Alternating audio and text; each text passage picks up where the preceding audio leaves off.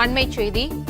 சென்னை அடையாறில் இறந்து கிடந்த காகங்கள் பறவை காய்ச்சலால் பாதிக்கப்பட்டது சோதனையில் உறுதியாகியிருப்பதாக தெரிவிக்கப்பட்டிருக்கிறது.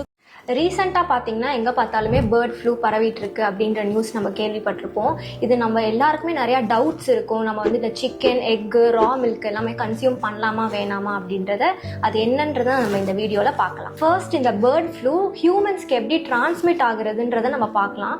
ஜென்ரலாக இந்த போல்ட்ரி பேர்ட்ஸோட ட்ராப்லெட்ஸ்லேருந்து நம்மளுக்கு பரவல். இந்த பேர்ட் ஃப்ளூ பார்த்தீங்கன்னா ஜென்ரலாக யங் பீப்புளை தான் பாதிக்குது, அதாவது சில்ட்ரன்ஸை. இதனால என்ன ஆகுதுன்னு பார்த்தீங்கன்னா diarrhoea, vomiting, nausea, respiratory problems, pneumonia, மூச்சு திணறல், இந்த மாதிரியான பிரச்சனைகள்லாம் உண்டாகும். இது ஃபுட்ல இருந்து நம்மளுக்கு எப்படி டிரான்ஸ்மிட் ஆகுறது, ப்ரிவென்ட் பண்றது அப்படின்னு பாத்தீங்கன்னா நம்ம ஜென்ரலா குக் பண்ற சிக்கன், எக் எல்லாமே கம்ப்ளீட்டா குக் பண்ணிக்கணும். முடிஞ்ச அளவுக்கு சிக்கன், எக் எல்லாமே ஒரு 74 டிகிரி செல்சியஸ்க்கு மேல குக் பண்ணி சாப்பிட்ற மாதிரி பாத்துக்கோங்க. எக்ஸ்லாம் பாத்தீங்கன்னா நல்லா கம்ப்ளீட்டா பாயில் பண்ணி டபுள் சைடடா பாயில் பண்ணி சாப்பிட்ற மாதிரி பாத்துக்கோங்க. நம்ம எல்லாருக்கும் ஒரு பழக்கம் இருக்கு, ஹாஃப் பாயில் எக் சாப்பிடுறது. ஸோ அதை நம்ம இந்த டைம்ல அவாய்ட் பண்ணிக்கிறது நல்லது.